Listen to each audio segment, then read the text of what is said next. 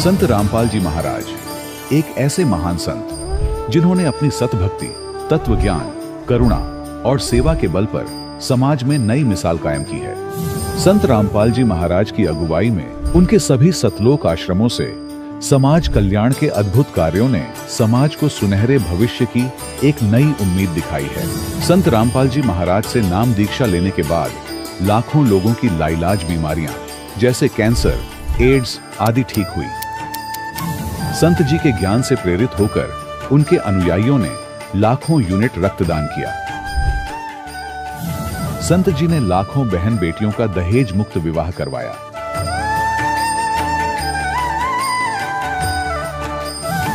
संत जी ने लाखों लोगों का नशा छुड़वाया, करोड़ों उजड़े परिवार बसे। संत जी के आश्रमों में समागम के दौरान निःशुल्क नेत्र चिकित्सा, दंत चिकित्सा प्रदान की जाती है। संत रामपाल जी महाराज द्वारा समय समय पर पर्यावरण संरक्षण के उद्देश्य से बड़े स्तर पर वृक्षारोपण किया जाता है। संत जी ने जरूरतमंदों को तत्काल राहत पहुंचाने के लिए एम्बुलेंस सेवा शुरू की। संत जी अपने अनुयायियों को देहदान के लिए प्रेरित करते हैं, जिससे मानवता की सेवा और चिकित्सा क्षेत्र में सुधार हो सके। संत रामपाल जी महाराज के सभी आश्रमों में हर रोज निःशुल्क भंडारा आयोजित किया जाता है, जहां हर वर्ग, हर जाति और हर धर्म के लोग एक साथ बैठकर भोजन करते हैं।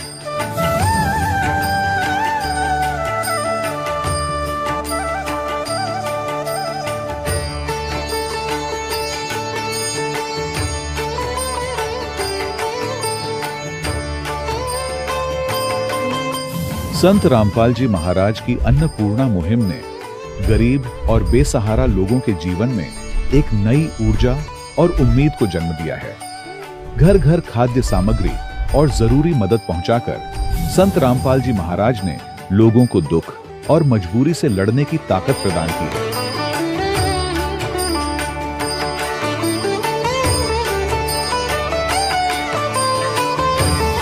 संत रामपाल जी महाराज द्वारा गरीब लोगों के लिए घर बनवाने का अद्भुत कार्य एक ऐसी मिसाल कायम कर रहा है जो सदियों सदियों संत जी की उदारता और दया भावना के तौर पर जाना जाएगा।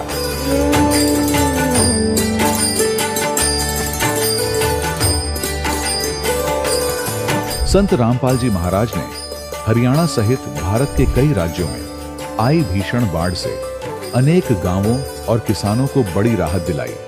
तत्काल लाखों फुट पाइप और हजारों मोटर उपलब्ध कराकर किसानों के खेतों और गांवों में भरे बाढ़ के पानी को बाहर निकालकर उनको नया जीवन दान प्रदान किया। आज संत रामपाल जी महाराज को किसानों के मसीहा के तौर पर देखा जा रहा है। जगह जगह उनके लिए सम्मान समारोह आयोजित हो रहे हैं। संत रामपाल जी महाराज के आश्रम में हजारों बुजुर्गों को सम्मान और प्यार के साथ जीवन जीने का अवसर मिलता है। उनके खाने, रहने और स्वास्थ्य की पूरी जिम्मेदारी संत रामपाल जी महाराज उठाते हैं। अनाथ बच्चों के लिए संत रामपाल जी महाराज के सभी आश्रम किसी वरदान से कम नहीं। यहाँ उन्हें शिक्षा, संस्कार और भविष्य के लिए बेहतर अवसर प्रदान किए जाते हैं। चाहे बाढ़ हो, भूकंप या महामारी, संत रामपाल जी महाराज और उनके अनुयायी हमेशा ही जरूरतमंदों के लिए सबसे आगे खड़े रहते हैं। कोविड महामारी के दौरान संत रामपाल जी महाराज के आश्रमों से करोड़ों लोगों के लिए भोजन, दवाइयां और जीवन रक्षक सामग्रियां उपलब्ध कराई गई। चाहे गरीब की मदद हो या किसी शोषित और पीड़ित वर्ग के हक और सम्मान की लड़ाई, संत रामपाल जी महाराज ने हमेशा ही उनकी दबी आवाज को सरकारों तक पहुंचाया है और उन्हें उचित न्याय दिलवाने में अहम भूमिका अदा की है। समाज में आध्यात्मिक और सामाजिक मूल्यों के प्रति जागरूकता लाने में संत रामपाल जी महाराज हर कदम पर मानवता के सच्चे सेवक साबित हुए हैं। संत रामपाल जी महाराज का जीवन हमें सिखाता है कि सच्ची सेवा वही है जो निस्वार्थ भाव से की जाए। आइए हम भी इस महान सेवा के कार्य में इस महान संत से जुड़ें और संत रामपाल जी महाराज से नाम दीक्षा लेकर अपने जीवन को धन्य बनाएं।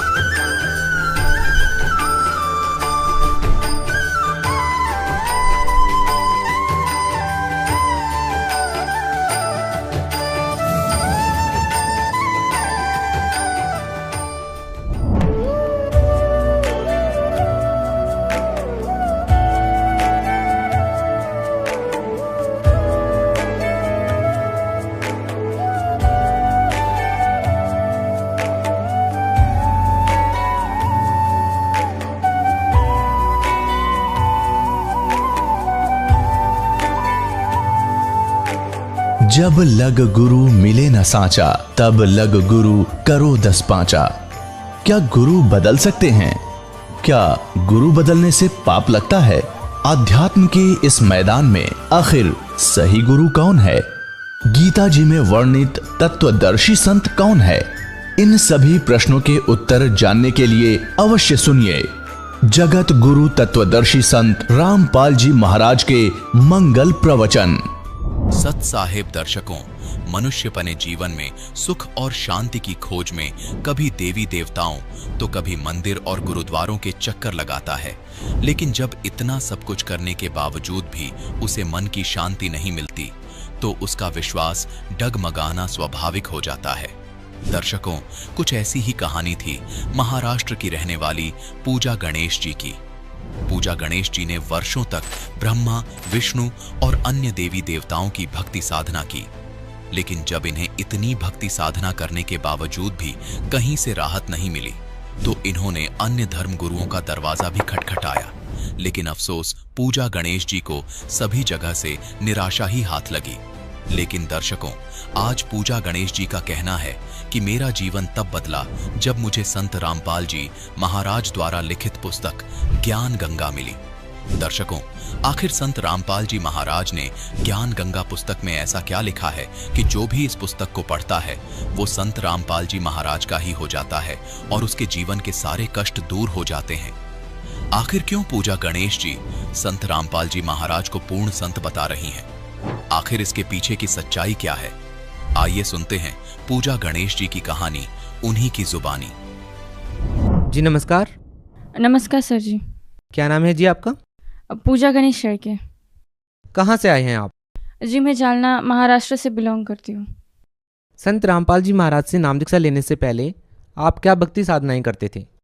सर जी, संत रामपाल जी महाराज जी से नाम दीक्षा लेने से पहले जो कि महाराष्ट्र में जो प्रचलित साधनाएं हैं वो सब हम किया करते थे। जैसे कि हमारी जो दादी जी थी उनको नवनाथ है महाराष्ट्र में, उनकी सवारी आती थी, तो उसी के साथ जो लोग थे उनके पास जैसे कि हल पूछने के लिए आया करते थे। तो बचपन से ही घर में बहुत ज़्यादा धार्मिक वातावरण था। उसी के साथ हमारी जो कुलदेवी है तुळजा भवानी माता थी, जो कि मतलब तुळजापुर में उनका बहुत बड़ा मंदिर है। तो वहाँ पे जाना, उनकी जो परडी रहती है वो जोगवा मांगना, तो वो मेरी मम्मी जी किया करती थी। तो घर घर जाके वो जोगवा मांगती थी, जो उनका दिन रहता है मंगलवार को। तो हम भी वही साधना किया करते थे। बाद में महाराष्ट्र में जब हम जालना में शिफ्ट हुए तो उसके बाद एक स्वामी समर्थ नाम से दिंडोरी प्रणीत केंद्र है नरीमान नगर में, तो हम वहाँ पे जाने लगे। हमारे जो पड़ोसी थे उन्होंने हमें उनके बारे में बताया था।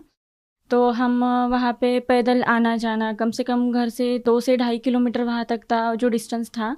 तो हम घर से पैदल जाते थे और पैदल आते थे। तीनों टाइम वहाँ पे आरतियाँ होती थी, तो कम से कम सुबह शाम तो भी हम जाने का प्रयास करते थे। माता जी, मैं, पूरी फैमिली वहाँ पे जुड़ी हुई थी। तो वहाँ पे 7 दिन का हवन, पाठ, यज्ञ, पारायण रहता था।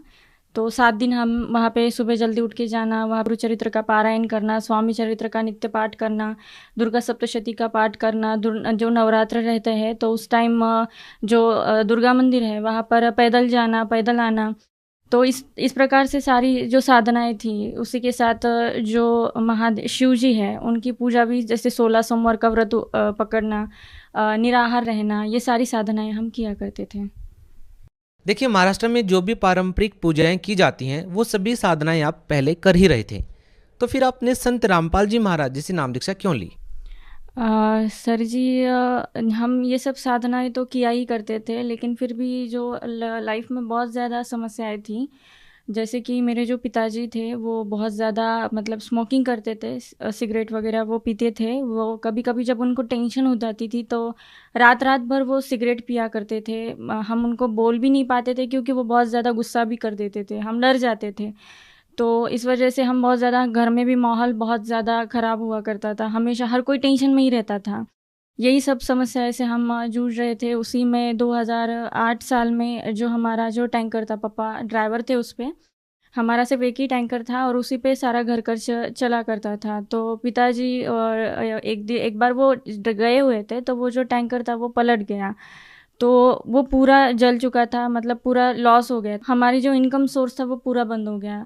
कंडीशन यहाँ तक ख़राब हो गई थी सर जी कि हमें शाम के खाने तक की मतलब सोचना पड़ता था कि अब क्या करें। पिताजी बहुत ज़्यादा टेंशन में और डिप्रेशन में आ गए थे।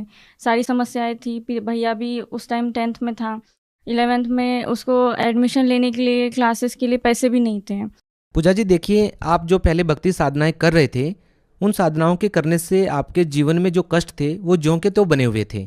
तो फिर संत रामपाल जी महाराज जी से नाम दीक्षा लेने के बाद आपके वो कष्ट थे वो कैसे दूर हुए? हमारे बुआ जी का लड़का था, वो पहले संत रामपाल जी महाराज जी से जुड़े हुए थे। तो उन्होंने मेरे भाई को बताया कि आप भी एक बार वहाँ चल के देखिए, आपने इतनी सारी साधनाएं तो आपने कर ही ली है, तो कम से कम एक बार इसे भी ज़रूर देखिए क्या है क्या नहीं। तो हमें वो बार बार बोलते थे, लेकिन पहले हमने उन पे ध्यान नहीं दिया। लेकिन जब कंडीशन बहुत ज़्यादा वर्स्ट हो गई थी तो उसके बाद मेरा भाई वहाँ चला गया। तो वहाँ जाने के बाद जब भैया ने पूरा 3 दिन का सत्संग सुना, ज्ञान समझा, जब उन्होंने सत्संग सुना तो वो जो आध्यात्मिक ज्ञान संत रामपाल जी महाराज जी बता रहे थे उसको सुन के वो बहुत ज़्यादा शॉक्ड रह गए कि आज तक हमने इतने बार श्रीमद् भगवत गीता पढ़ी है, बहुत बार सारे ग्रंथ पढ़े हैं, लेकिन कभी कोई ये बताने वाला नहीं मिला कि ब्रह्मा विष्णु महेश जी इनका भी जन्म या मृत्यु होता है। वो भी हमारे ही धर्म ग्रंथ में लिखा हुआ था। गुरुजी प्रोजेक्टर पे खोल खोल के दिखा रहे थे कि यहाँ पे जैसे लिखा है कि ब्रह्मा विष्णु महेश खुद ये स्वीकार करते हैं कि हमारा आविर्भाव और तिरोभाव यानी कि जन्म यानी मृत्यु होता है। ये सब कुछ देख के भैया बहुत ज़्यादा शॉक्ड हो गया। फिर उसने संत रामपाल जी महाराज जी से नाम दीक्षा ली, घर आया, और घर आने के बाद उन्होंने जो चैनल पे टीवी पे गुरुजी का सत्संग आता था, तो उसने हमें भी ये सारी चीज़ें समझाने के लिए शुरुआत की। पहले तो हमें भी इतना कुछ मतलब ठीक नहीं लगा कि ये ऐसा क्या बता रहा है, लेकिन फिर भी जब टीवी पे हमने भी देखा, संत रामपाल जी महाराज जी जो है वो टीवी पर जब सत्संग आ रहा था तो मैंने भी सुना, तो वो दिखा रहे थे प्रोजेक्टर पे कि गीता का जो 15वां अध्याय है जिसमें लिखा हुआ है एक श्लोक में कि ऊर्ध्व मूलम अधे शाखम अश्वतम प्राहु अव्यम छंदासी यस्य पर्णानि यतम वेद स वेदविद। ये जो श्लोक है ये हम जो स्वामी समर्थ के केंद्र में जाते थे तो वहाँ पे ये उसका जो पाठ है वो हमें हर रोज़ पढ़ाया करते थे, जिसे मराठी में उन्होंने ट्रांसलेट किया हुआ था। उसमें लिखा हुआ था कि खाली शाखा वरी मूळ नित्य अश्वस्थ बोलिला ज्याच्या पानांमध्ये वेद जानितो वेद जानितो। हम हर रोज़ ये वहाँ पे पढ़ा करते थे, लेकिन सिर्फ पढ़ा करते थे, उसे कभी समझ नहीं पाए। लेकिन जब सत्संग में गुरुजी ने ये क्लियरली दिखा दिया कि क्या होता है, ऊर्ध्व मूलम का मीनिंग क्या है, कि जैसे कि ऊपर को मूल वाला, तो वो मूल परमात्मा कौन है, वो कबीर साहब जी है, जिसे गुरुजी ने हर एक वेद में श्रीमद् भगवत गीता में दिखाया कि यहाँ पे लिखा हुआ है कि कबीर साहब जी पूर्ण परमात्मा है।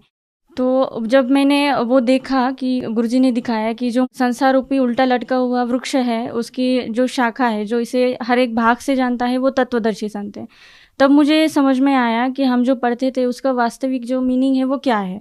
तो ये समझने के बाद हमारी पूरी फैमिली सहित हम संत रामपाल जी महाराज जी की शरण में चले गए थे। आपके जीवन में और क्या क्या कष्ट थे जो संत रामपाल जी महाराज जी से नाम दीक्षा लेने के बाद दूर हो गए?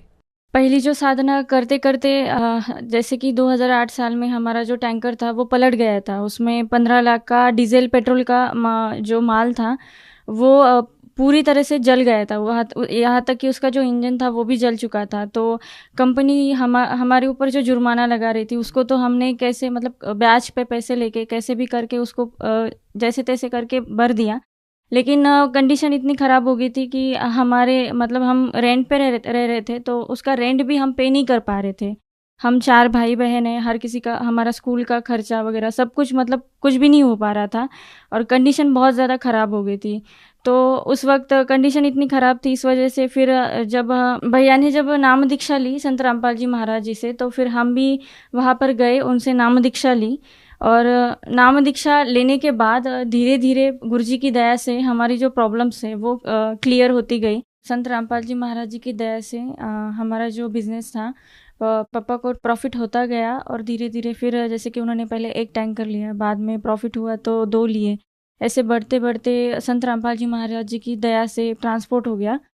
फिर हमारी जो फाइनेंशियल कंडीशन थी वो बहुत ज़्यादा ख़राब थी। हमारे जो घर मालिक थे वो हमें हमेशा परेशान करते थे, हमेशा झगड़े चला करते। वो कहते थे हमें कि आप खाली कर दो, और ना ही हम उसका जो रेंट था वो टाइम पे कर पाते थे, बहुत ज़्यादा दिक्कत थी। उसके बाद गुरुजी की दया से संत रामपाल जी महाराज जी की दया से उन्होंने एक प्लॉट ख़रीदा, धीरे धीरे उस पर घर भी हो गया। जहाँ हम सोचते थे कि हमारा सपना था कि कम से कम हमारी एक 2 रूम का छोटा सा घर भी हो जाए तो भी हमारे लिए बहुत था। पिताजी को पता था कि उनसे अभी नहीं हो पाएगा। अब हमारी एजुकेशन की फ़ी ही हम पे नहीं कर पाते थे, तो घर सिटी में घर होना ये बहुत बड़ी बात थी। लेकिन संत रामपाल जी महाराज जी की दया से हमें आज वो घर मिला है जो हमने सपने में भी नहीं सोचा था। तो हमारा ट्रांसपोर्ट हो गया, संत रामपाल जी महाराज जी की दया से हमारी गाड़ी होगी। गुरुजी ने सारी हर तरीके से हमें हर एक चीज़ दे दी जिसे हमने सपने में भी नहीं सोचा था। धीरे धीरे मालिक की दया से सारी जो फाइनेंशियल कंडीशन की जो भी समस्या थी वो सारी हल होगी। फिर बाद में इससे भी बड़ा एक लाभ हुआ कि मेरा जो भाई था उसे एक लंग्स में एक होल हो गया था, जिसकी वजह से वो लंग्स के बाहर जो आउटर लेयर रहती है उसमें उसकी हवा जमा हो रही थी, उसे ब्रीदिंग में प्रॉब्लम आ रही थी। इस वजह से हम डॉक्टर के पास गए, उनसे कंसल्ट किया 2 दिन। तो डॉक्टर ने बोला कि आपको एक्सरे निकालना पड़ेगा। तो हमने एक्सरे निकाला, उसमें दिखा कि वो जो होल हो गया था उसके लंग्स में। तो डॉक्टर ने बोला इसे हमें ऑपरेशन करना पड़ेगा, और उसके बाद ये ऑपरेशन के बाद फिर से एक होल करके वहाँ पे प्लेट डाल के, बहुत मतलब कॉम्प्लिकेटेड सिचुएशन थी, बहुत ज़्यादा बड़ा ऑपरेशन था। हम डर गए थे क्योंकि भाई जो था वो बहुत ज़्यादा वीक था, वो पता नहीं वो सहन कर पाता या नहीं है, हमें पता नहीं था, तो हम डर गए थे। तो संत रामपाल जी महाराज जी को हमने अरदास लगाई थी कि परमात्मा ऐसी ऐसी दिक्कत है। तो संत रामपाल जी महाराज जी ने बताया था कि आप ऑपरेशन करवा लो, परमात्मा दया करेंगे। तो सैटरडे को हम गए थे, तो डॉक्टर ने बोला था आप मंडे को आइए ऑपरेशन में। कमल नयन बजाज हॉस्पिटल है औरंगाबाद में, वहाँ पर हमें उन्होंने बुलाया था मंडे को। तो हम फैमिली में और मेरी दीदी घर पे थी, भाई मम्मी पापा सब वहाँ पे हॉस्पिटल में गए थे, उसे एडमिट कराया था। तो वहाँ पे एक प्रोसीजर थी कि जैसे एडमिट करने के बाद उन्होंने उसका एक्सरे वगैरह निकाला, ऑपरेशन थिएटर में उसको लेकर गए, और जब उसको मतलब सब कुछ तैयारी हो गई थी, लेकिन डॉक्टर ने वो जो उसका एक्सरे था वो देखा। बिफोर उन्होंने एक्सरे किया था, जो डॉक्टर ने देखा तो वो बिल्कुल शॉक्ड रह गए। उन्होंने बोला कि अभी उन्होंने सारी जो प्रोसीजर चल रही थी उसे रुकवाया और बोला कि मुझे ये नहीं पता कि ये कैसे हुआ, लेकिन उन्होंने वो टैली किया। मतलब सैटरडे को जो एक्सरे निकलवाया था और ऑपरेशन के पहले जो एक्सरे निकलवाया था, सिर्फ बंदी छोड़ सदगुरु रामपाल जी महाराज जी की दया से सिर्फ एक ही दिन में वो पूरा उसका रिपोर्ट नॉर्मल आ गया था। मतलब जो हवा थी जिसकी वजह से उसे पेन हो रहा था, ब्रीदिंग के लिए प्रॉब्लम आ रही थी, वो पूरी तरीके से नील थी, नॉर्मल हो गई थी। जो कि डॉक्टर खुद बोल रहे थे कि ये पॉसिबल ही नहीं है, पता नहीं ये कैसे हुआ, लेकिन ये पॉसिबल नहीं है। लेकिन मैं खुद हैरान हूँ कि ये कैसे हो गया। तो इस प्रकार संत रामपाल जी महाराज जी की दया से वो मेरे भाई का जो ऑपरेशन होने वाला था वो भी टल गया, और बिना ऑपरेशन के वो बिल्कुल नॉर्मल है। डॉक्टर ने उसे ये भी बताया था कि आप ज़्यादा वेट नहीं उठा पाओगे, आपको शायद लाइफ में कभी ज़्यादा वेट आप नहीं उठा पाओगे, ज़्यादा हेवी काम नहीं कर पाओगे।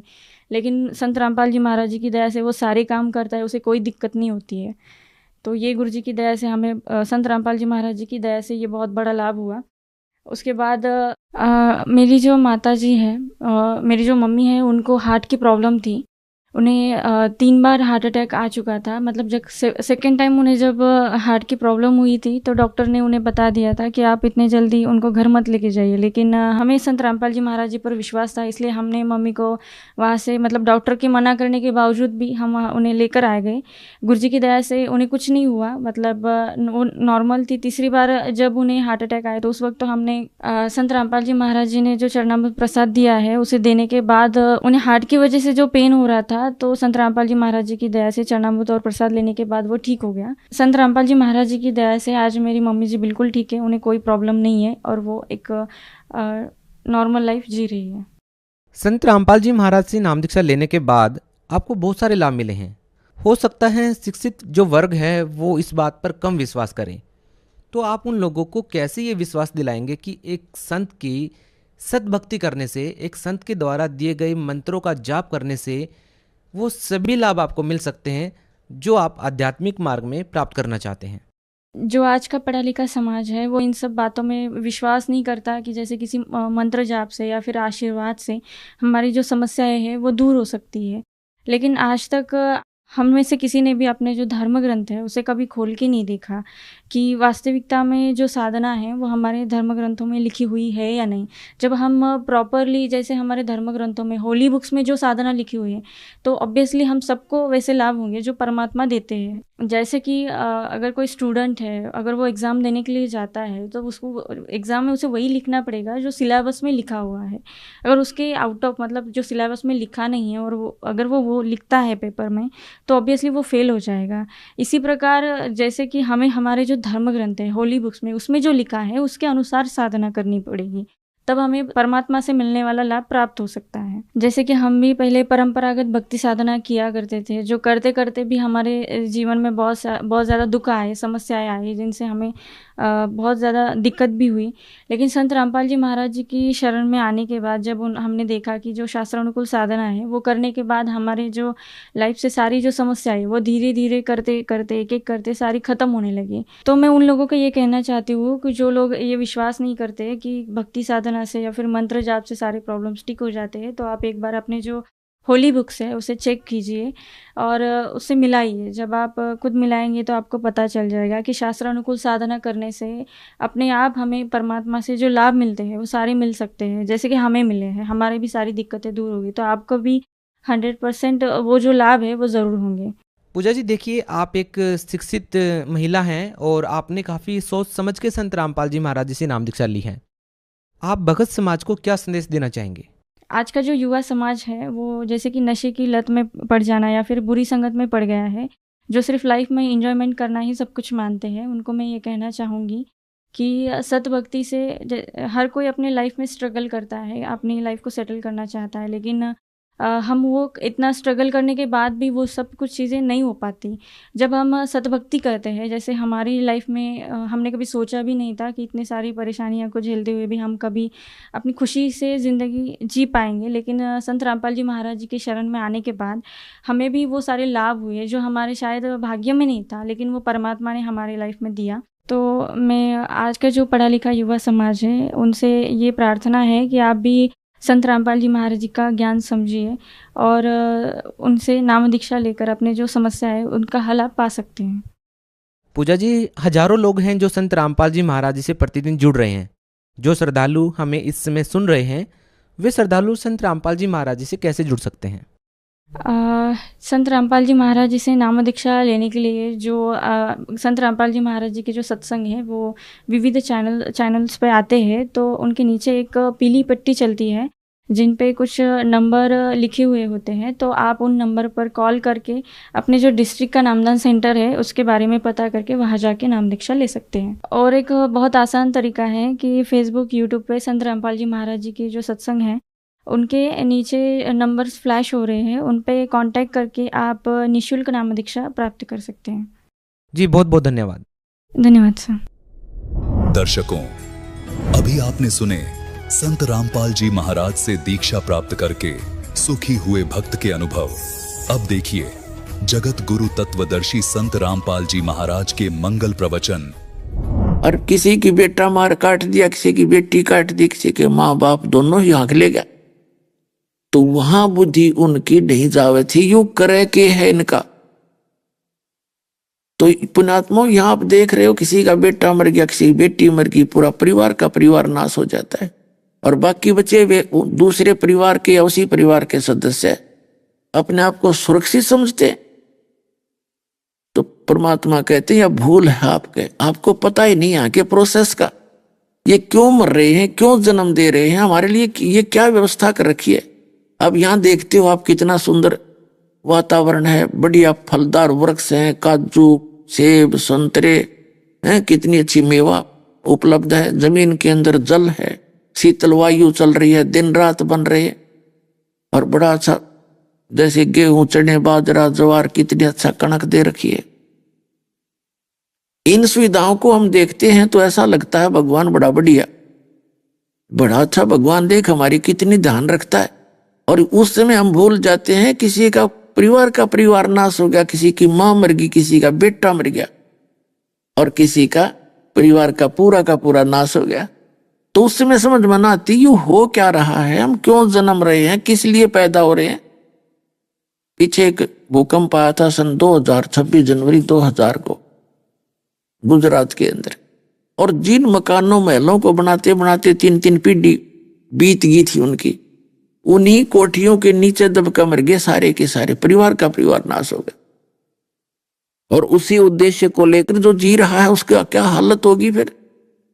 तो यहां परमात्मा ने आके ज्ञान कराया है कि जिस लोक में तुम रह रहे हो यो काल कसाई का लोक है, और इसमें ये दुख आपको सदा बना रहेगा। इससे बचने का एक विकल्प भगवान ने बताया है कि मेरी शरण में आओ और ये सत साधना करो, फिर आपके परिवार पर काल का कोई प्रेशर नहीं रहेगा, आपको अननेचुरल डेथ नहीं कर सकता, आपकी बेमौत आपको नहीं मार सकता। भगवान के पास पावर है, उस कबीर भगवान के पास, कि आपकी आयु भी बढ़ा देगा और काल से आपकी रक्षा भी करेगा। परमात्मा कहते हैं जब तक हंसा हमरी आना और काल लगे दी तेरा बाण। परमात्मा ने कहा कि जब तक मेरी शरण में आके और मेरी मर्यादा के अंदर ये भक्त रहेगा, इस काल का अटैक नहीं हो सकता आपके ऊपर। तो आप जी ने परमात्मा की शरण लेकर के मर्यादा में रहना पड़ेगा। फिर देखना किसी प्रकार की भी हानि आपको काल नहीं कर पाओगे, और फिर भक्ति करके आप सफल हो जाओगे, सतलोक चले जाओगे। इस ज्ञान को आधार बनाना।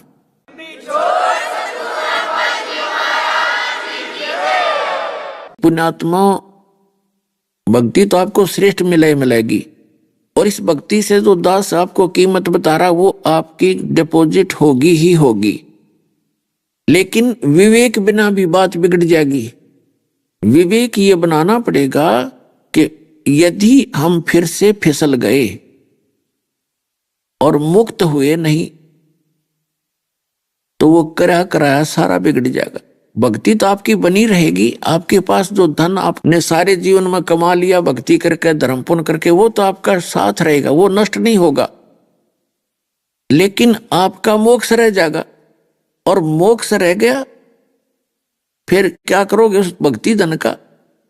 फिर आपकी ऐसी दुर्गति करेगा यो काल, जरा सा भी पैर फिसल गया। और आपकी भक्ति तो ये होएगी क्योंकि सत साधना है। कोई 1-2 वर्ष भी भक्ति कर लेगा और फिर भक्ति ना करेगा तो उसके घर में सुख शुरू हो जाएंगे। वो सुख शुरू होंगे उस 2 वर्ष 3 वर्ष की हुई भक्ति से, और उसका भ्रम ये हो जाएगा कि मैंने नाम भी छोड़ दिया, दारू भी पीने लग गया, शराब भी पीने लग गया, और वही पूजा कर रहा हूं जो मैं पहले करता था और मुझे फिर भी सुख है। तो ये भी एक धोखा होगा उस व्यक्ति के साथ जो ज्ञान सही नहीं समझ सका। तो उसकी वो बैटरी चार्ज होगी 3 वर्ष में सत साधना से, ढेर सारे पुण्य इकट्ठे हो गए। जब तक वो पुण्य उसके चलेंगे उसने कोई आपत्ति नहीं आएगी, और जब वो साधना की वो भक्ति कमाई और वो पुण्य समाप्त होंगे, उसकी फेर बिरान माटी शुरू होगी। उसमें समय ज्यादा निकल जाएगा, इतना उसकी डेथ निकट आ जाएगी, तो वो उसने सारा काम बिगाड़ दिया। तो ये विवेक बिना जीव दुखी होता है। थोड़ा सा विवेक से काम लेना पड़ेगा। एक आप जी तो एक दूसरे को कोई दुआ नहीं देना, ना बद्दुआ देना। अगर आप श्राप दोगे, बद्दुआ दोगे तो भी आपकी भक्ति नाश होगी, और किसी को आशीर्वाद दोगे, किसी की मंगल कामना करोगे तो भी आपका पंचर होगा। इस राम नाम की गाड़ी में पंचर हो यार, फिर सारी हवा निकल जाएगी। तो इस प्रकार हमने प्रत्येक अपने बच्चे को, अपनी संबंधित जितने भी आपके संपर्क में हैं, जिनसे आपकी ममता है, आपका फर्ज बनता है कि उसको भी ये चार्जर दे दे कि बेटा ले चार्जर लगाओ, इससे काम चलेगा। एक टायर से दूसरे टायर में पहिए में हवा भरने तो दोनों कंडम हो जाएंगे, कोई इससे का काम नहीं चलेगा। तो इस प्रकार आपने सावधानी बरतनी है। किसी को आशीर्वाद नहीं देना, किसी के सिर पे हाथ नहीं रखना, मंगल कामना नहीं करना, क्योंकि हम कितनी मंगल कामना कर सकते हैं। एक टायर में तो दूसरे टायर में कितनी हवा भर सकता है एक व्यक्ति। अपना काम बिगाड़ने वाली बात है। और काल यही चाहता है कि जो पुण्यकर्मी हैं वो अपना भक्ति नाश कर लें, दोनों चौड़ चपट हो जा। तो ये आपने सावधान रहना। ये आपने देखा होगा, जैसे जो बूढ़ी बुजुर्ग हैं, ये बहनें जो है, ये क्या करती हैं, जैसे कोई पुत्र वधू है, बड़ी माइयों की वे पैर दबाती हैं एक आदर भाव से, और उनको वो आशीर्वाद देती हैं। तो उन बूढ़ियों की जो पहले थोड़ी बहुत को रह रही होगी चवन्नी, वह उन आशीर्वाद देकर खराब कर देगी। तो इस प्रकार हमने ना तो किसी को ये फॉर्मेलिटी करनी है और ना किसी से दुआ लेनी है और ना ही देनी है। हमने केवल परमात्मा पर आश्रित रहना है जो सर्व सुखदाई सर्व संपन्न है। उसी से दुआ करेंगे और उसी से आशीर्वाद प्राप्त करेंगे, तो हमारी भक्ति खराब नहीं होगी। तो परमात्मा उस प्यारी आत्मा गरीबदास जी को समझा रहे हैं कि बेटा ये काल का लोक है और इसको श्राप लगा हुआ है 1 लाख मानव शरीरधारी प्राणियों का नित आहार करने का और 1.25 लाख उत्पत्ति करने का। अब मानव शरीरधारियों का ये कैसे आहार करता है? जैसे ये शरीर है ना, ये खाने का नहीं है।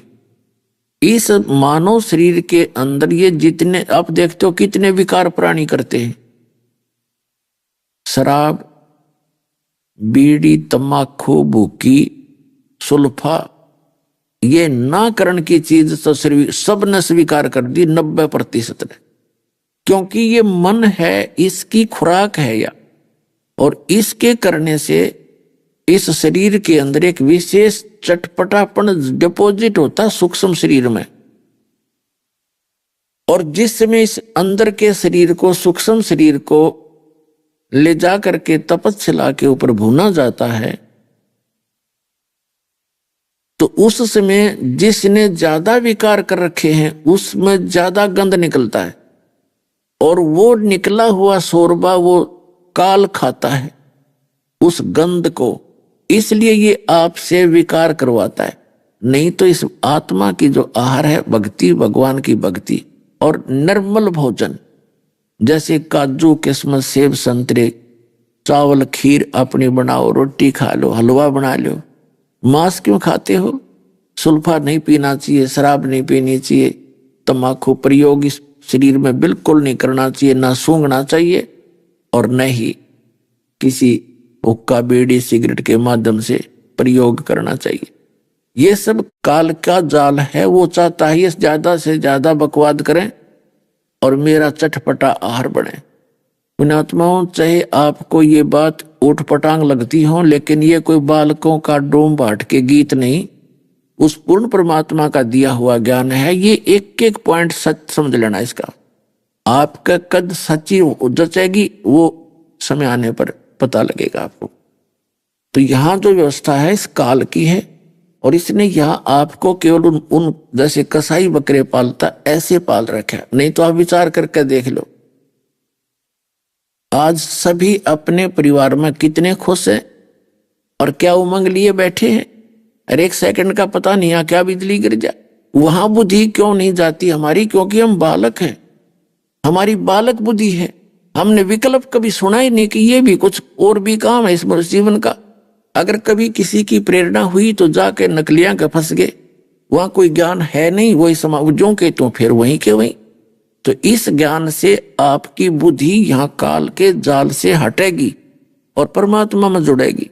फिर गरीबदास जी ने जब ये ज्ञान सुना तो बड़े प्रेरित हुए और चरण पकड़ कर कहने लगे, भगवान जो लोक आप बता रहे हो वो कहाँ है, उसकी कैसे प्राप्ति होगी, अब उसका ज्ञान कराओ। तो परमात्मा ने उनको बताया, बेटा सतलोक है, यहाँ 21 ब्रह्मांड है इस काल के, 7 संग ब्रह्मांड है इस अक्षर पुरुष के, और वो जो पूर्ण परमात्मा का जो स्थान है वो सतलोक है। अब गरीबदास साहिब जी उनको एक महात्मा संत समझ रहे थे, विद्वान पुरुष मान रहे थे। गरीबदास जी ने पूछा कि क्या आप वहां जाते आते रहते हो? तो कबीर परमेश्वर ने कहा जिंदा महात्मा के रूप में कि बेटा मैं तो रोज आता जाता हूं अपने उस गांव में सतलोक में। तो गरीबदास जी ने सोचा कि चल मैं भी घूम आता हूं, आसपास होगा किते ऊपर के लोक में। तो गरीबदास जी ने कहा कि परमात्मा मुझे भी साथ ले चलो, मुझे भी दिखा दो आपका वो धाम जितना आप सुख बता रहे हो वहां सारी व्यवस्था है, वहां कोई भी मटेरियल खराब नहीं होता। परमेश्वर कबीर जी ने बताया कि जो गंगा दरिया है यहाँ पर, ये एक सैंपल है उस सतलोक के पदार्थों का। ऐसे गंदे लोक में ये गंगा का जल कभी खराब नहीं होता। ये तो यहाँ के वर्ण में भी खराब नहीं होता, और वहां तो शुद्ध वातावरण है। तो ये अमृत जल जो गंगा का आया है, ये सतलोक से आया है, और सतलोक से फिर इस काल के लोक से होता हुआ यहां तक आया है। तो ये भी दूषित है उसके तुलना में, और उसके बावजूद भी ये चाहे 100 वर्ष तक रख लो गंगा के जल को डालकर किसी बोतल में, ये खराब नहीं होता। वैज्ञानिक सिर मार कर बैठ गए, बता दो इसमें कहां से आ गया। फिर वहीं से हिमालय से तो पता नहीं कितनी दरिया निकल रही है। इनकी बुद्धि स्लिप है। भगवान के सामने साइंटिस्ट -0 है। तो परमात्मा ने बताया कि वहां सारे पदार्थ, दूधों की दरिया बहती हैं, हीरे पन्ने जवाहरातों के वहां पर पहाड़ हैं, जहां तुम इन पत्थर के पहाड़ों को सीनरी देखने जाते हो, और उनके ऊपर सुंदर वृक्ष लहरा रहे हैं, फलदार वृक्ष है। तो गरीबदास जी की इच्छा हुई कि मैं उस लोक को देखूं, तो कभी देखा ना सुना। तब गरीबदास जी को परमात्मा सतलोक लेकर गए। वहां गरीबदास जी बैठे हैं जैसे आम व्यक्ति बालक बैठ जाता है, और शरीर से निकाल कर उस आत्मा को सूक्ष्म शरीर समेत ऊपर के लोकों में परमात्मा कबीर जी लेकर गए। वहां पर ब्रह्मा का लोक दिखाया, विष्णु का लोक दिखाया, शिव का लोक दिखाया। उनसे ऊपर जहां ये काल रहता है वो स्थान दिखाया। ये ब्रह्म रहता है, सरपुरुष, जिसने प्रतिज्ञा कर रखी है कि मैं कभी अपने वास्तविक रूप में किसी के सामने नहीं आऊंगा। श्रीमद् भगवत गीता अध्याय नंबर 7 के श्लोक नंबर 24 और 25 में ये कहता है कि अर्जुन, मैं अपनी योग माया से छुपा रहता हूं, मैं कभी किसी के समक्ष नहीं आता, और ये मूर्ख जन समुदाय मुझ अव्यक्तम व्यक्तिम आपनम मनन्ते अबुझा, ये बेबुझी के लोग मुझ अव्यक्त को, अव्यक्त माने मैं गुप्त रहता हूं, और मुझको ये व्यक्तिम यानी मनुष्य रूप में श्री कृष्ण मान रहे होंगे। I am not Krishna. पुण्यात्माओं, कृष्ण जी तो ये बात कह नहीं सकते कि मैं मनुष्य नहीं हूं। उसके अंदर वो काल बोल रहा था। तो ऊपर दिखा के बेटा देखो ये बैठा है वो काल, जिसका ओछा माथा, लंबे दांत, विकराल शरीर, मनुष्य दृश्य है। वो 1000 तक भुजा बना सकता है, 1000 भुजा दिखा सकता है।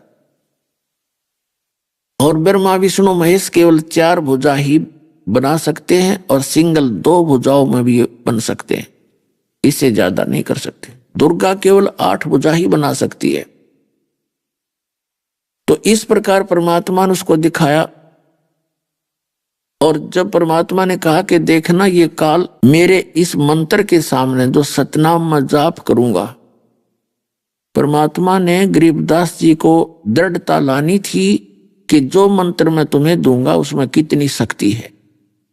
जिस काल के सामने ब्रह्मा विष्णु महेश भी थर थर कांपते हैं, और वो उस परमात्मा के उस मंत्र से और कैसे मुरझा गया, एकदम ऐसे खड़ा हो गया था कि कौन आ गया मेरे स्थान पर। तब परमात्मा ने सतनाम का सुमन किया, श्वास उश्वास से एकदम ऐसे मुरझा गया जैसे कहां तो खड़ा हो गया था विकराल रूप धारण करके, फिर ऐसे बैठ गया सुकड़ के।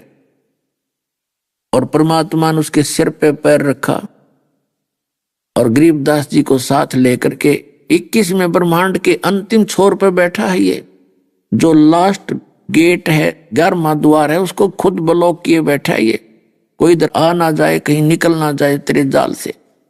उस 11वें द्वार के ऊपर ये स्वयं विराजमान है अपने वास्तविक रूप में।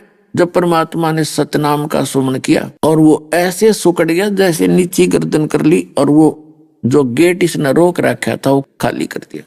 उसके सिर पे पैर रख के परमात्मा गरीबदास जी को 11वें द्वार से पार करके उस अक्षर पुरुष के लोक में प्रवेश किया।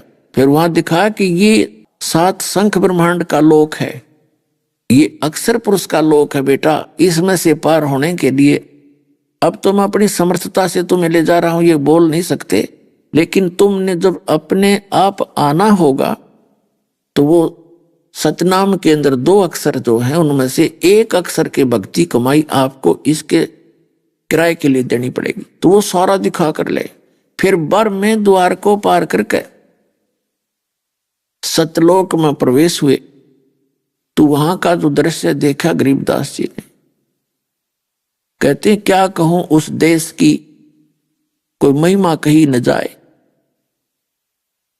अब वहां जाकर के क्या देखा, वो जो मालिक ने नीचे बताया था सारी व्यवस्था ज्यों की त्यों, वो पृथ्वी है सतलोक, पृथ्वी जैसे धरती है ऐसी है, लेकिन यहां तो ये काली पीली मिट्टी की है, वो सफेद मिट्टी है उसकी, बहुत सुंदर, और उसमें पूरे सदाबहार वृक्ष हैं और सफेद कलर के सब वृक्ष हैं, उनके फल फूल बहुत सुंदर हैं, स्वादिष्ट हैं, पूरा सदाबहार यानी कभी मुरझाते नहीं, कहीं पर फुहार पड़ रही है, बगैर बादल के वर्षा हो रही है अपने आप, और कहीं पर खाली मैदान पड़े हैं और बड़े बड़े मकान बने हुए हैं, बहुत बड़े बड़े महल। आप सभी आत्माओं के, चाहे कोई मच्छर है, यहाँ बिच्छू है, मक्खी है, हाथी और चींटी है, राजा रंग देव बना हुआ है, ये सभी सतलोक से आए हुए हैं।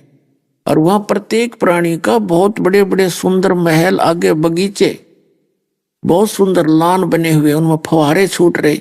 जैसे पुण्यात्माओं, एक प्राणी को, एक मनुष्य को जरा सा कोई अपनी रोजी रोटी से उभर कर धन ज्यादा हो जाता है तो उसकी नीति रहती है कि बढ़िया कोठी हो, आगे बहुत सुंदर एक लान हो, यानी सुंदर स्थान हो, घास लगा हो, उसमें फुलवाड़ी लगी हो और वहां पर टहलूं, फिर फुहारे लगे हो।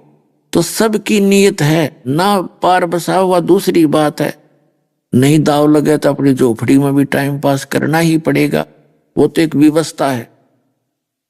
तो ये हमारी इच्छा कहाँ थी कि ज्यादा बड़ा मकान हो, सुंदर उसके आगे व्यवस्था हो। तो सतलोक में आप रहा करते थे तो वहां ये आपको सुविधाएं प्राप्त थी। और दूसरी, आप सभी के अंदर एक टेंडेंसी है कि मैं कभी वृद्ध ना दिखूं, युवा दिखाई दूं। उसके लिए तो राजनेता हैं, अभिनेता हैं, अपनी सर्जरी भी कराते हैं, इस खाल को, मेरी खाल सुकड़ी ना दिखे और मैं युवा दिखूं। तो यहां तो कितनी बनावटी बना लो, इसकी 92 लास्ट में होनी है।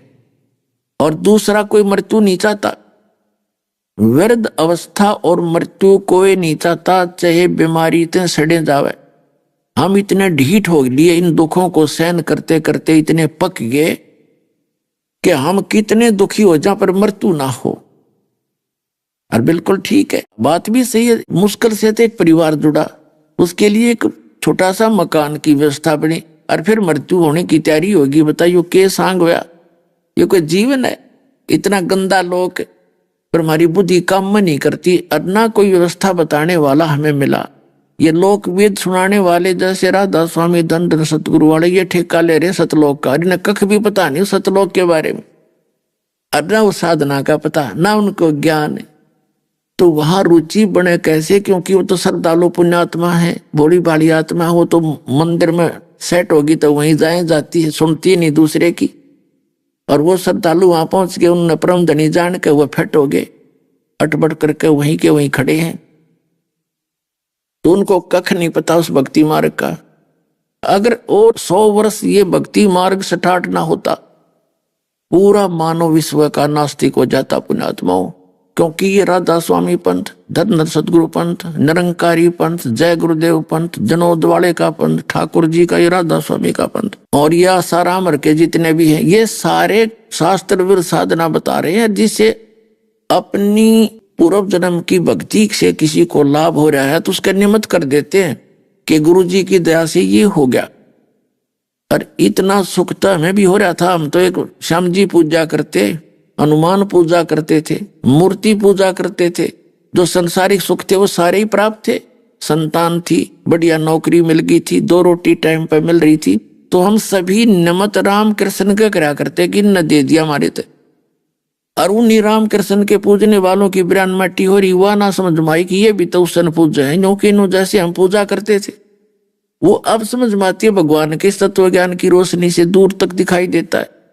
तो वो भोली आत्मा जिनको थोड़ा बहुत सुख हुआ, इन राधा स्वामी आदि जितने भी इनके ब्रांचों में जा फंसे हैं, तो वो ये सोच रहे थे इन गुरुजियां तो हो रहा मुझे, अरे उनकी दुर्गति हो रही सबकी, क्योंकि उनके पुण्य थे वो खत्म हो, आगे चार्जर था नहीं, सत साधना थी नहीं। तो अब उनके समझ में नहीं आती यू क्या हो गया, तो वो भक्ति से हट चुके हैं तकरीबन। कोई नहीं, एक फॉर्मेलिटी करने एतवार न चले जाए, बाकी सारा दिन गप्पे मारे हैं, क्योंकि उसमें आस्था बन नहीं सकती, वह भक्ति हो ही नहीं सकती, उसमें रस नहीं है भक्ति के अंदर। 2.5 घंटे सामने बैठ ले, 2.5 घंटे सुबह, बस बाकी कुछ नहीं करना। वो मंत्र 5 नाम काल के उनमें मारते रहो मत्था, ये कोई भक्ति है? अब भक्ति आपको मिलेगी, आपका एक दिन भी भक्ति कम होगी, आपका मन नहीं लगेगा, सारी रात तरफ का काटोगे। तो कुछ दिनों में सब नास्तिक हो जाते अगर ये भक्ति स्टार्ट भगवान नहीं करते। और काल चाहता ये सब नास्तिक हो जाए, गलत साधना करें, भगवान का नामो निशान खत्म हो जाए। जैसे पूरा चीन नास्तिक हो गया महात्मा बुद्ध का अनुयायी बनकर। जब तक उनके पूर्वज तो पुण्यकर्मी प्राणी थे, उनके पुण्य उनके साथ थे, उनको लाभ होते थे, वो सोचते थे महात्मा बुद्ध की साधना से हमें लाभ हो रहे हैं। अरब वो पुण्यकर्मी प्राणी रहे नहीं, कलयुगी प्राणियों का जन्म होने लग गया, तो इनके पूर्व जन्म के संस्कार थे नहीं, उनसे उस साधना से लाभ हुआ नहीं, इसलिए उन्होंने मान लिया कोई भगवान नहीं है, ये बनावटी बातें, नास्तिक हो गए, पूरा रूस नास्तिक हो गया। तो पुण्यात्माओं, ये परमात्मा की दया हुई है, इस भारतवर्ष के अंदर भी थोड़ी सी आस्था शेष थी, इसमें ये काल के दूत काल न छोड़ दिए थे कीड़े भक्ति का नाश करने के लिए, ये पंथ नकली, और थोड़े दिन में ये भी भक्ति का नाश करके और चले जाते, सब नास्तिक हो जाते। लेकिन परमात्मा ने यह समय फिक्स कर रखा था, अब वो समय आ गया है, पूरे विश्व में पुनः भक्ति पनपेगी और सारा विश्व भक्ति करेगा, क्योंकि ये सभी उस परमात्मा के बच्चे हैं, इनका कल्याण होगा।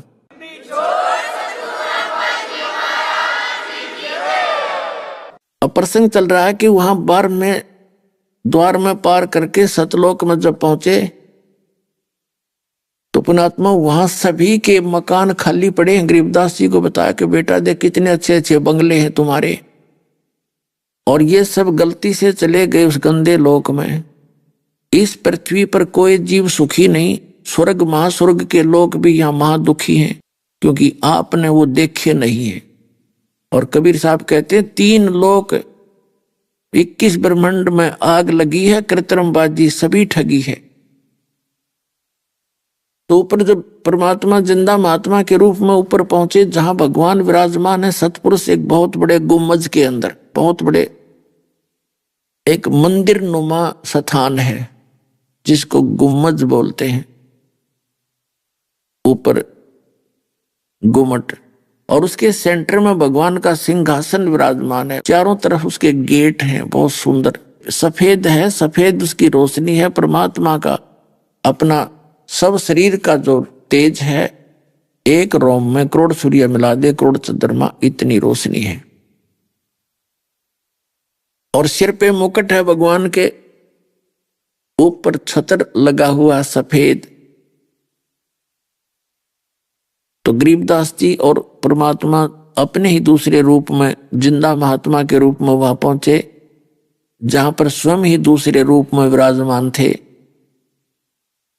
वहां उठाकर चवर और उस परमात्मा के ऊपर करने लगे जो सिंहासन पर विराजमान थे। तो गरीबदास जी ने सोचा कि भगवान तो ये है जो तख्त पर बैठा है, और ये बाबा जी इनका कोई चेला होगा, इनका सेवक होगा। इतने में क्या हुआ कि वो तेजों में शरीर सिंहासन से उठे और नीचे से गए थे वो जिंदा महात्मा वाले, वो सिंहासन पर विराजमान हुए। और वो तेजों में शरीर उस जिंदा महात्मा के शरीर पर सिंहासन पर विराजमान पर चवर करने लगे। तो गरीबदास जी ने सोचा भाई ये क्या चक्कर हो गया, बाबा जी के ऊपर भगवान इसकी सेवा करने लग गया। इतने में वो तेजो में शरीर और उस जिंदा वाले शरीर में प्रवेश हो गया, और उनका तेज उतना ही हो गया जितना उस तेजो में शरीर का था, और स्वरूप वही बैठे उसी वेशभूषा में। तो गरीबदास जी ने सोचा कि बाबा जी ये तो भगवान खुद ही थे, नीचे से आए हैं। तब परमात्मा ने कहा कि गरीबदास मैं 120 वर्ष तक बनारस में जुल्हे की भूमिका करके आ गया, और मेरी उन लोगों ने मेरी बातों को सुना नहीं, क्योंकि वो सभी अशिक्षित थे, और उनके धर्मगुरु हिंदू और मुसलमानों के वो चतुर व्यक्ति हैं, वो स्वयं भी अपने सदग्रंथों से परिचित नहीं है बच्चा। और फिर एक समय आएगा कलयुग के अंदर, मेरा काल से एग्रीमेंट हो चुका है, जब कलयुग 5500 वर्ष बीत जाएगा, उसके बाद हम पूरे विश्व को, अपने बच्चों को ये सत भक्ति बताएंगे। तब तक आप यहां आंखों देखा सारा विवरण वहां बता देना सबको। अभी आपने सुने संत रामपाल जी महाराज के मंगल प्रवचन। आइए अब सुनते हैं संत रामपाल जी महाराज से नाम दीक्षा लेकर सत भक्ति करके अद्भुत लाभ प्राप्त करने वाले अनुयायी के विचार। इंसान जीवन भर सुख शांति के लिए भटकता है, पर जब उसे सही मार्गदर्शन नहीं मिलता तो वह अपने जीवन को व्यर्थ समझने लगता है। दर्शकों, ऐसी ही कहानी है बागेश्वर उत्तराखंड के रहने वाले अरविंद कुमार आर्या जी की। अरविंद जी पहले हिंदू धर्म में प्रचलित सभी प्रकार की भक्ति साधनाएं किया करते थे, लेकिन इसके बावजूद भी इन्हें ना तो शारीरिक सुख मिल पा रहा था और ना ही मानसिक शांति। लेकिन दर्शकों, आज अरविंद जी का कहना है कि जब से मैंने संत रामपाल जी महाराज से नाम दीक्षा ली है और वर्तमान में चल रही शास्त्र विरुद्ध भक्ति साधनाओं को त्याग दिया है तथा संत रामपाल जी महाराज द्वारा बताई गई शास्त्रों के अनुकूल भक्ति साधना को अपनाया है, तब से मेरी जिंदगी की रूपरेखा पूर्णतः बदल गई है। दर्शकों, आखिर आज अरविंद जी हिंदू धर्म में प्रचलित सभी साधनाओं को शास्त्रों के विरुद्ध क्यों बता रहे हैं? आखिर इसके पीछे की सच्चाई क्या है? आइए सुनते हैं अरविंद जी की कहानी उन्हीं की जुबानी। नमस्कार सर। नमस्कार सर। सर क्या नाम है आपका? सर मेरा नाम अरविंद कुमार आर्या है। अरविंद जी आप कहाँ से हैं? मैं उत्तराखंड बागेश्वर से हूँ। अरविंद जी आपने संत रामपाल जी महाराज से नाम दीक्षा कब ली? संत रामपाल जी महाराज जी से नाम दीक्षा 11 फरवरी 2018 में ली। अरविंद जी अपनी भक्ति साधनाओं के बारे में बताएं, आपने क्या क्या भक्ति साधनाएं की हैं? सर मैं जैसे हमारे घर वाले सब करते देवी देवता की वैसे ही करते थे। उसके अलावा एक गुरु भी बना रखा था हमने। गुरु का दीपक भाई थे निरुमा, ये गुजरात के थे। उनसे नाम लेने के बाद मैं 2-3 साल उनकी भक्ति भी की, हमारी मम्मी ने भी की। मम्मी हमारी माता जी भी जुड़ी थी। तो माता जी जुड़ने के बाद उनको कैंसर हो गया था। कैंसर होने के बाद 3 दिन बाद उनके मृत्यु को प्राप्त हो गई थी। तो उनसे जुड़ने के बाद मेरे को एक बहुत ही भयंकर बीमारी लग गई थी सर। बीमारी ऐसी लग गई थी कि मिर्गी के दौरे पड़ते थे बहुत भयंकर। अगर वो वहाँ दिल्ली था, मैं गुड़गांव में था, मैं जॉब करता था, वहाँ से नौकरी छूट गई थी। उन्होंने बोला पहले अपना इलाज कराओ, उसके बाद यहाँ आना। एक दिन पूजा करते करते फ़ोटो लगाई थी भगवान की खूब काफ़ी। फ़ोटो लगाने के बाद मैं जोत बाती करने के बाद ऐसी अपना अगरबत्ती धूप बत्ती जला रहा था, गिर गया। तो कम से कम आधे 1 घंटे बाद होश में आया। होश में आने के बाद मैंने कहा चलिए कोई बात नहीं, कोई ऐसी गलती होगी जो ऐसा तबीयत ख़राब होगी। फिर वहाँ से नौकरी छोड़ के मैं अपने यहीं आ गया था, बागेश्वर आ गया था। बागेश्वर आने के बाद ऐसे ही अपना मजदूरी करते थे। मजदूरी करने के बाद अपने जैसे भी है अपना गुजारा करते थे। संत रामपाल जी महाराज जी के एक शिष्य मिले, तो उनके पास पुस्तक थी ज्ञान गंगा। उनने मेरे को पुस्तक दी। पुस्तक देने के बाद कह रहे मोक्ष कैसे प्राप्ति होती है, ऐसे प्राप्ति होती है। उनके काफ़ी मेरी बहस हुई, का मोक्ष कैसी प्राप्ति होती है। अपने कहानी मोक्ष के बारे में मैंने गुरु भी बना रखा है। हम वहाँ आश्रम में भी जाते तो हमारे वहाँ चाय के 5 रुपये लिए जाते थे। एक चाय पीते तो 5 रुपये लगते थे, और भंडारा करते तो 25 रुपये खाने के लेते थे। और उसके अलावा वहाँ जितने दिन रहेंगे उसके और मतलब खाने पीने के सारे पैसे लेते थे सर। लेकिन उससे कोई लाभ नहीं हुआ, मेरे को काफ़ी बीमारी रहा। तो पुस्तक में जो ज्ञान गंगा था उसमें सब लिखा हुआ था। गुरुजी ने बता रखा था, संत रामपाल जी महाराज जी ने बताया था कि आप ऐसे ऐसे भक्ति करो, ऐसे आपको फ़ायदा होगा, ऐसा फ़ायदा होगा। तो भगत से भाई काफ़ी बहस हुई। बहस होने का उन्होंने कहा कि आप मेरे साथ चलो, एक बार आप गुरुजी से नाम दीक्षा ले लो संत रामपाल जी महाराज जी से, आपकी बीमारी सही हो जाएगी। हमारे घर वाले कहने लगे तुम किसकी भक्ति कर रहे हो, क्या कर रहे हो। ये घर वाले बहुत जोर में आए। जोर में आने के बाद फिर एक जो हमारे यहाँ जो जागर होता है, भूत को भगाने वाला, एक भूत भगाने वाला भी आया। उसने कहा तुम्हारी दिल्ली की चुड़ैल लग रखी है, ये आप इसको एक मुर्गा खिलाओ, मुर्गा चढ़ाओ, तब जाके सही होगी करके। तो घर वालों ने ठीक है मुर्गा भी चढ़ाया हमने। गुरु जी संत रामपाल जी महाराज जी से नाम दीक्षा लेने से पहले मुर्गा एक को दिया, मुर्गा भी चढ़ाया। उसके बाद हमने सही हो जाएगा, उससे भी सही नहीं हुआ। मैं दवाई खाता था सर जी 2 टाइम की, सुबह शाम। वो दवाई खाऊंगा तो मैं चल पाता था, नहीं तो मेरे को मिर्गी के दौरे पड़ते थे। आप ये देखिए मेरे दांत टूटा हो गए, ये दांत टूट रखा है और यहाँ पे टाँके लगे थे 3-4 के, दिख रहे होंगे सर जी आपको। ये संत रामपाल जी महाराज जी का शिष्य मिला था, तो वो ले गया था। मैं नाम दीक्षा केंद्र से नाम दीक्षा ली। मैंने घरवाली से कहा 8 दिन हो गए तुम लोग, मैं जब घर से बाहर निकलता था दवाई मेरे को देते थे, दवाई खाओ फिर जाओ, हैं अब 8 दिन हो गए तुम लोगों ने एक बार भी मेरे को दवाई दी है। तो घरवाली भी थोड़ी देर सोच में पड़ गई कि हाँ 8 दिन हो गए इसको आज तक दवाई नहीं खाई, नहीं तो 1 दिन 2 दिन अगर दवाई ना खाए इसको दौरे पड़ जाते थे, कहीं काम में भी नहीं जाता था। घर की स्थिति इतनी ख़राब थी, घर की टीन थी, टीन वाला छत हमारा था, सड़ गए एकदम, टीन गल गई थी, दीवार भी गिरने वाली हो रही थी। उसके बाद गुरु जी की दया से आज परमात्मा की ऐसी दया है, संत रामपाल जी महाराज जी के बढ़िया सीमेंटेड 2 कमरे हैं। और उसके अलावा एक फ़ायदा और बताना चाहता हूँ, गुरु जी से जुड़ने से पहले 2 लड़की हुई थी। एक लड़की हुई वो 6 महीने में मृत्यु को प्राप्त हो गई, दूसरी लड़की हुई वो 1 महीने में मृत्यु को प्राप्त हो गई। फिर हमने कोई बात नहीं, परमात्मा की शरण से जुड़ने के बाद मेरी तीसरी लड़की हुई परमात्मा की दया से। उसकी इतनी हड्डी बाहर थी पीछे की सर की, उसको हम सुलाते थे तो ऐसे सुलाते थे, ऐसे नहीं सुलाते थे हमने। तो किसी ने बताया इसको पीलिया हो गया है, पीलिया झाड़ने जाना पड़ेगा। तो हमने कहा हम झाड़ाते, हमारे गुरुजी ने मना कर रखा है झाड़ फूक करने के लिए। तो हमने कोई बात नहीं, गुरुजी से हम संत रामपाल जी महाराज जी से दंडवत प्रणाम करके डेली प्रार्थना करता था, गुरुजी आप ही हो जो हो, आपने इतनी बड़ी भयंकर बीमारी सही की, आप ही सब सही करोगे। तो गुरुजी की संत रामपाल जी महाराज जी की दया से मेरी लड़की की हड्डी भी सही हो गई, आज सही सलामत है परमात्मा की दया से। अरविंद जी क्या आप नशा भी किया करते थे? मैं आपको बताना चाहता हूँ कि मैं बहुत दारू पीता था, इतनी दारू पीता था कि हमारे चल नहीं पाता। बस सुबह हुई दोस्त यार मिले, उन्होंने कहा दारू पियो, बीड़ी सिगरेट भी पीता था। मैं आपको दिखाना चाहता हूँ, मेरे हाथ में घाव भी है। ये ड्रिंक करने के बाद ये अपने देखिए, ये दिख रहा होगा, सिगरेट पीता था, इसी में बुझा भी देता था। काफ़ी दारू दिख रहे होंगे आपको निशान है। परमात्मा की दया से बाद में पता चला कि बीड़ी सिगरेट पीना क्या होता है। ड्रिंक हम मतलब ये लगा लीजिए सर जी की दोस्त यार जो भी आएगा कि वो उस समय मजदूरी वगैरह करते थे, जो भी कमाया बस सुबह से चालू हो जाते दारू पीना। घर में गए, झगड़ा किया, फिसाद किया। अपना घर वाले भी बहुत परेशान रहते थे कि हाँ ये तो शराबी पीते रहता है, अच्छे काम है ही नहीं, बीमार भी है उसके बाद भी हैं। तो घर वालों के बहुत कोशिश की दारू छुड़ाने के लिए, उन्होंने कहा दारू छोड़ ले। काफ़ी जगह के हम जिस गुरु को बनाया था तो उससे तो वहाँ जुड़ने के बाद तो बीमारी लग गई थी सर जी मेरे को। उससे पहले बीमारी भी नहीं थी, बस दौरे पड़ने लग जाते थे। अच्छी नौकरी थी, नौकरी छूट गई, घर में ऐसे ही रहता था, खाली बैठा रहता था।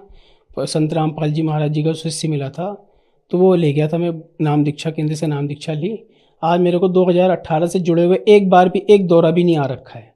परमात्मा की दया से दवाई छूट गई, दारू छूट गई, जो नशा था सब दूर हो गया।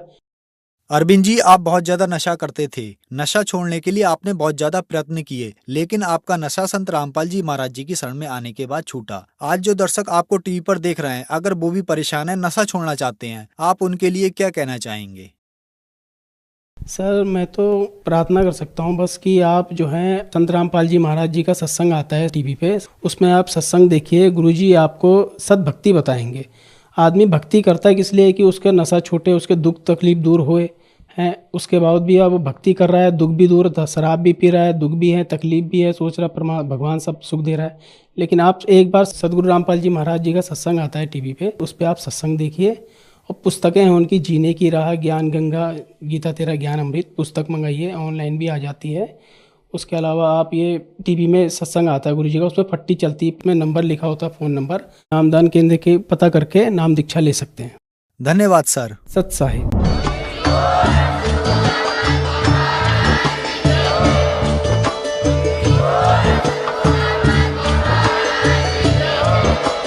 आप सुन रहे थे जगत गुरु तत्वदर्शी संत रामपाल जी महाराज जी के मंगल प्रवचन। अधिक जानकारी के लिए विजिट कीजिए हमारी वेबसाइट www.jagatgururampalji.org। संत रामपाल जी महाराज जी के शुभ आशीर्वाद से पूरे विश्व भर में 500 से भी ज्यादा नाम दीक्षा केंद्र हैं, जिन पर संत रामपाल जी महाराज जी द्वारा ऑनलाइन निशुल्क नाम दीक्षा दी जा रही है। अपने नजदीकी नाम दीक्षा केंद्र का पता करने के लिए संपर्क करें 8222880541।